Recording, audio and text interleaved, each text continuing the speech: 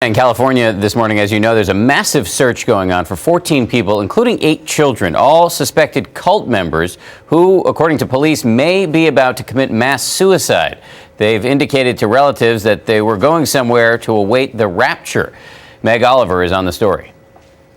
Police believe the 14 are all members of a cult-like Christian group led by this woman, Reina Chicas.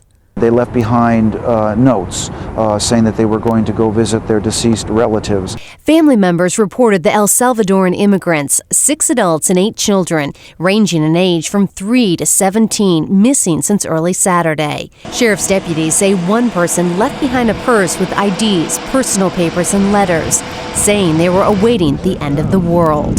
They indicated that they were going to the next life, if you will. The group itself is somewhat of a mystery. Police say members used to belong to a mainstream Christian church before branching out on their own.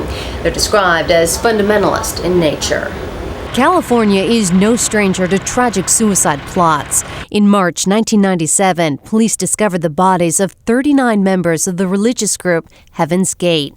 And back in 1978, 900 members of the People's Temple, based in San Francisco, were discovered in one of the largest mass suicides in history in Guyana. Earlier this year, the group had another trip planned near a wilderness area close to Palmdale, but it was canceled when a member told their family. That person was quickly ostracized and kicked out of the group. For Good Morning America, Meg Oliver, ABC News. So let's go to Washington now. An ABC News consultant and former FBI special agent Brad Garrett. Brad, good morning to you. To your ears, how urgent does this situation sound?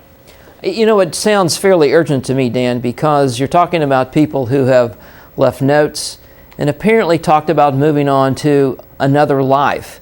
And if you compare that both to Jim Jones and Heaven's Gate, it's people that are very determined that life after this life is going to be much better. So I would be concerned. Why do you think it is so common that these groups end up committing mass suicide? Because what they do, Dan, is convince people that life here is just not any good anymore, that we've become inhumane or whatever the trick may be to convince people that life is not what it should be.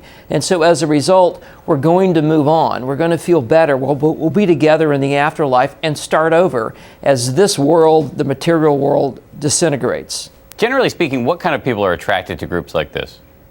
Well, it tends to be people who are sort of lost in life. They don't feel empowered. They don't feel like that anybody really cares for them. And these groups bring them in. They empower them. They make them part of the brotherhood. And so they feel like they have a purpose in life.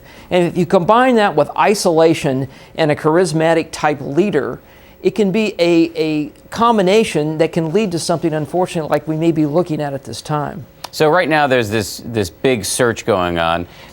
How do you imagine that this search is being conducted? What kind of tools are they using to find these people? Well, I would guess, Dan, that they have gone to a place they have been before. You've got all these family members to talk to.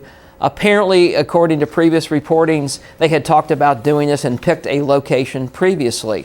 So I would be surprised if law enforcement is not honing down right now where these people might be. Unsettling situation, to say the very least. Brad Garrett, we appreciate your time this morning. Thank you.